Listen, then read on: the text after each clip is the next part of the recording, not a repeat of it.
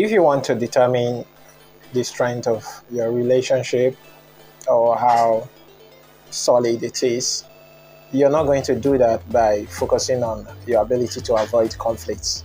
Because if you're looking at how you are able to avoid conflicts, I don't want trouble, I don't want him to be upset, I don't want her to be upset. If that's what you're focusing on, of course, in a healthy relationship, there are times that you're going to, try not to do things that will hurt your partner, especially if it's something that you know is going to hurt your partner and it's in your power to avoid doing it.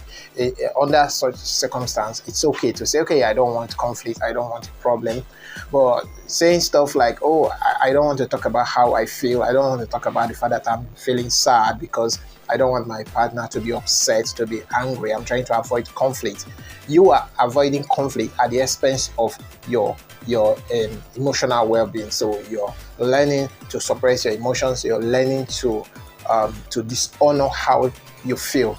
That's not what I'm talking about. I'm talking about a situation where you want to know if your relationship or your marriage is solid and you're trying to determine it by your ability to avoid conflict. Then you're not getting it right.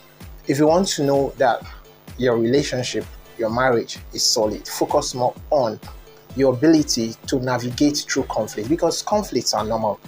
Every relationship will experience conflict. As a matter of fact, whether they are healthy or unhealthy, there's going to be conflict.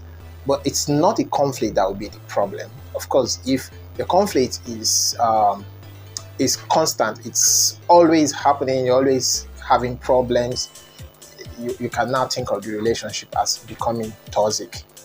But when there is conflict, there has to be a way that both of you are able to navigate through the conflict. You're able to understand each other, understand how you've hurt each other, and find a way to come back from the conflict. So your relationship is able to survive your conflicts. And for it to survive those conflicts, it has to be because you have conflict resolution skills. So you must invest in the skills that you need to navigate through conflicts. Instead of focusing on how to avoid the conflicts, get used to dealing with conflicts, knowing how to, address them, finding out what you can do to improve the quality of the relationship. I think that if you focus more on that, you learn to enjoy a better relationship.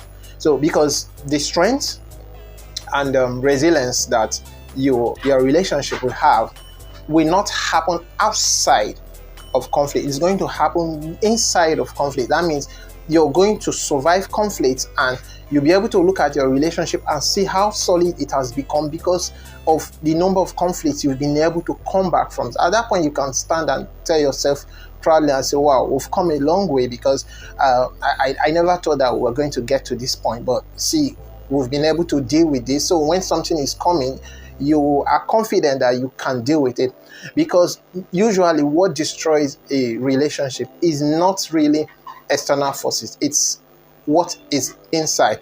If the foundation is not solid, if both of you are not solid, if you're not on your feet solidly, then external forces can destroy you.